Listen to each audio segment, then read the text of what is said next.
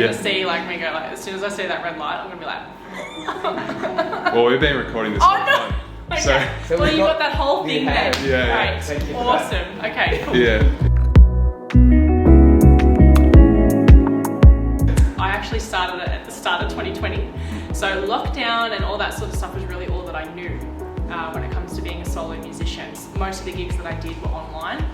So I actually didn't have any experience about performing live prior to that. So last year, and especially going into this year, where I've had a lot more live gigs, it's sort of been a learning process rather than merging things together with you've got prior experience, then lockdown, and then you go back to being live. I really started my solo music career online. So this whole year has really been learning how I do things live for the first time.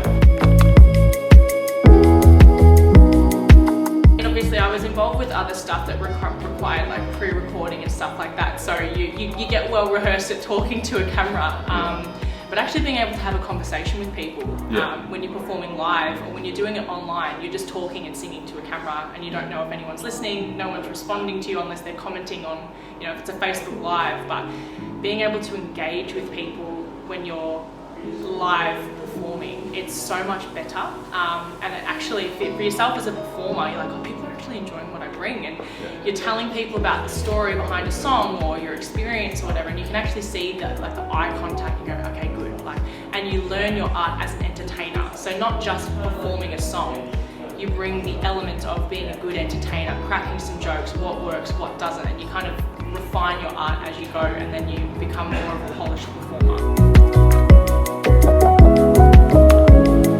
My performance name, Rogerson, is actually taken from my late father's performance name. So he was Tabasco Tom Rogerson. We lost him 11 years ago.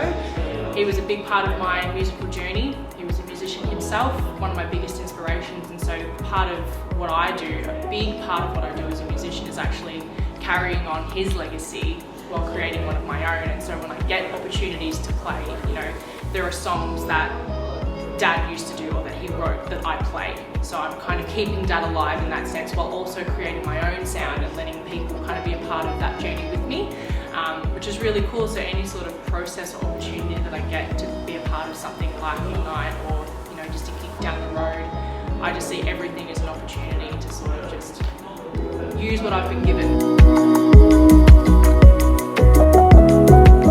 So far as like where I want to end up, I'm not actually sure, but I think there is more stuff in the works. I have some stuff released. I have stuff that is written and not released. Once I find the time to sit down and actually record it, I'll get there. I don't know where it's going to take me. If it takes me somewhere great, that's awesome. If it doesn't, that's great too. I think the bottom line is I love playing music, so I love entertaining. I love being able to provide that for people, because music is a beautiful thing that brings people together. So in order to be a part of that, it's an honor. But where that takes me, I'm not sure, but I guess we'll just have to see.